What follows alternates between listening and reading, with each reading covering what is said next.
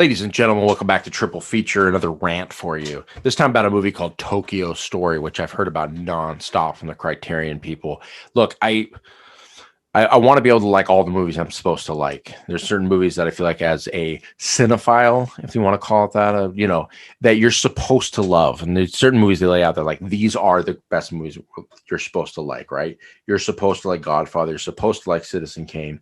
You're supposed to like these different movies. And one of the movies I'd heard about was called Tokyo Story by director last name Ozu, which I'd heard over and over and over again. Everybody saying this is a classic film. I'd watched one of those other ones, didn't really do much for me, but this was supposed to be the one. This was the movie that I was going to watch and absolutely love because I'm a cinephile and therefore I get it. I watch the movie. I see the depth. I see the little things about the movie. I love how he doesn't move the camera. It's just amazing. I'm supposed to say all those things as I watch it. But instead, when I watch a movie like Tokyo Story, all I can say is the word boring. And I know... Look, I get, again, as a cinephile, I'm supposed to love boring. I'm supposed to just not even watch anything for entertainment anymore.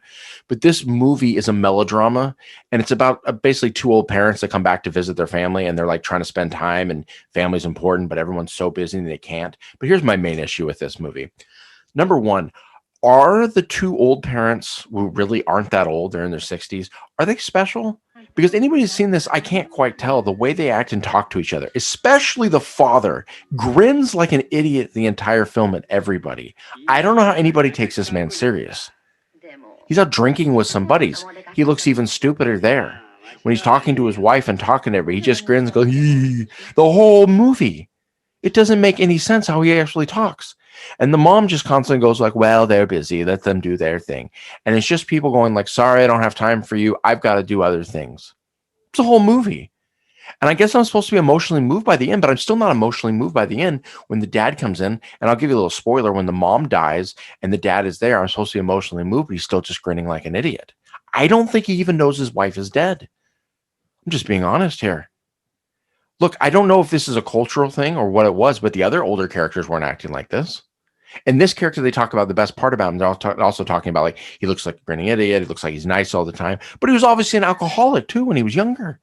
This guy had problems, and I think he drank his brain into nothing. I just don't understand, because I think the thing about being a cinephile, when they really try to push this, and you get in certain groups, but it's mainly when you get in like the Criterion groups and stuff, and you're supposed to like only movies that are 7 hours and have no plot, and it's just somebody sitting on a thing, and it's like, oh, it's black and white, it's genius.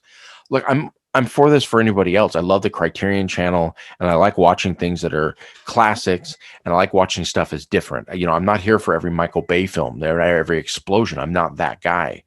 But I'm also not here just because a movie is supposed to be good, right?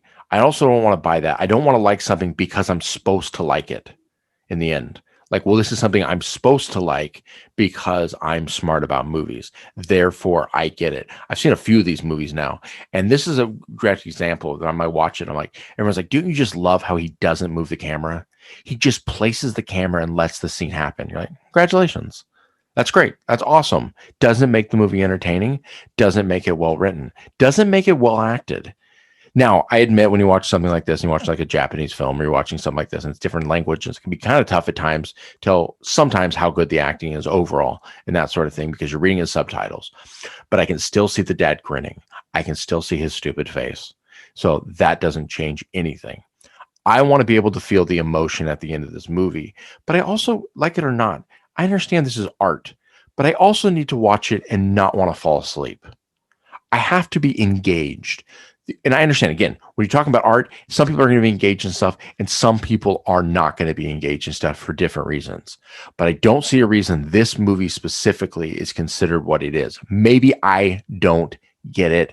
Maybe I'm the idiot that should be grinning more, just like the father in this movie. But don't act like he doesn't look like a moron the entire film. No one talks about it. I don't understand. Why is he smiling like he's smiling? It like haunts my dreams.